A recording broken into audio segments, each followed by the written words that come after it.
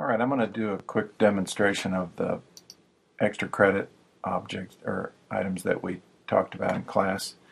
I'm going to start with this coffee cup illustration that I borrowed from an earlier file, and show you the edit color function. If you go to edit color, you can use either one of these. I'm going to start with the top one here. Actually, you can use any of these. They all kind of key off of this top choice here. And with the edit recolor function available here to me, the first thing that I always start with here is this top row.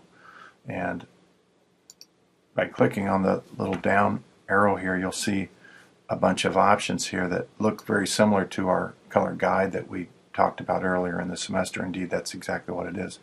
And it's keying off of the brown of this image, which was probably the last thing that I drew, and so it's on the top layer. And so it's working from that option there. Now there's some, as you just click on these different drop downs, you can change obviously the coloration on the cup.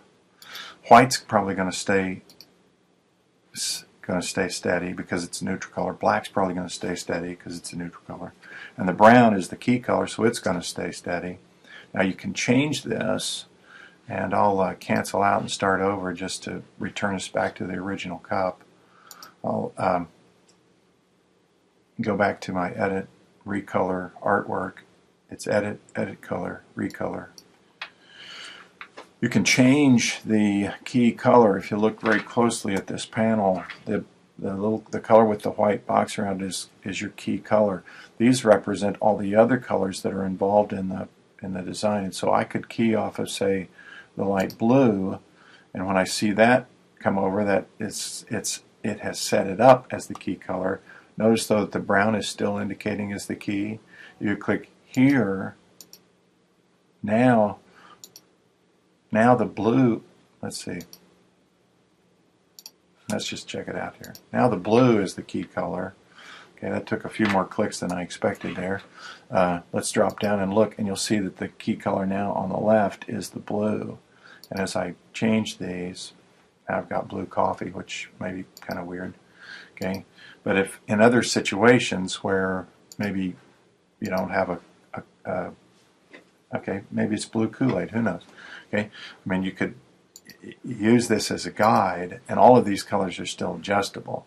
The other options that we have here that I'll try to go through very quickly, if you discover that maybe you've designed something, but the person that you're printing it for says, oh no, we can only afford 2 colors.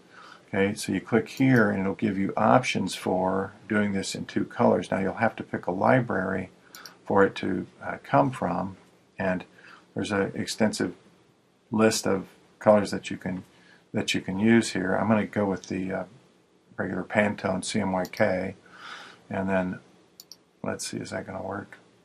Yeah, it looks like it's going to work.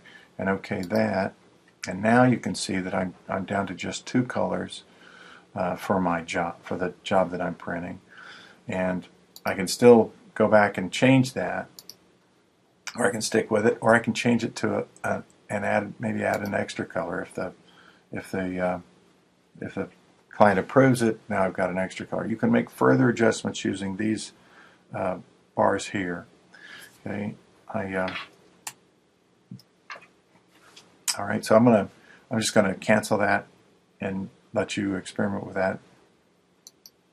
Okay, now I should be back to my original coloration. Okay, so that's edit color.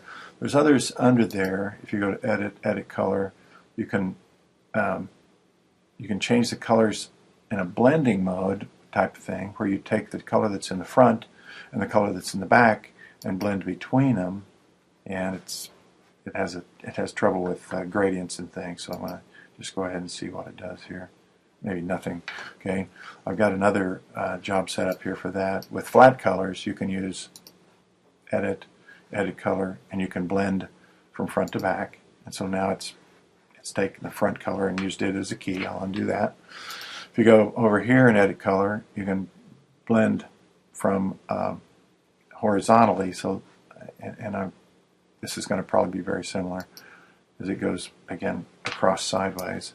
And then, depending on where you've got the colors positioned on the page, you could pick several colors on your page and do it where you can blend vertically, convert to CMYK, convert to grayscale.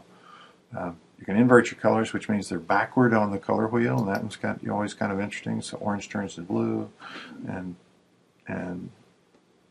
yellow turns to purple, and that sort of thing. Okay, so those are just some options there for you to try under the edit color. Overprint in black, not sure what that'll do. Yeah, you have to have a different kind of arrangement for that. Okay, experiment though with the edit colors, especially the recolor is pretty cool. Gives you a lot of different options. And I remember for it, start up here on the top seems to work really well to give you a nice choice of harmonic colors, analogous colors, triadic colors with more contrast, like we talked about in graphic design classes.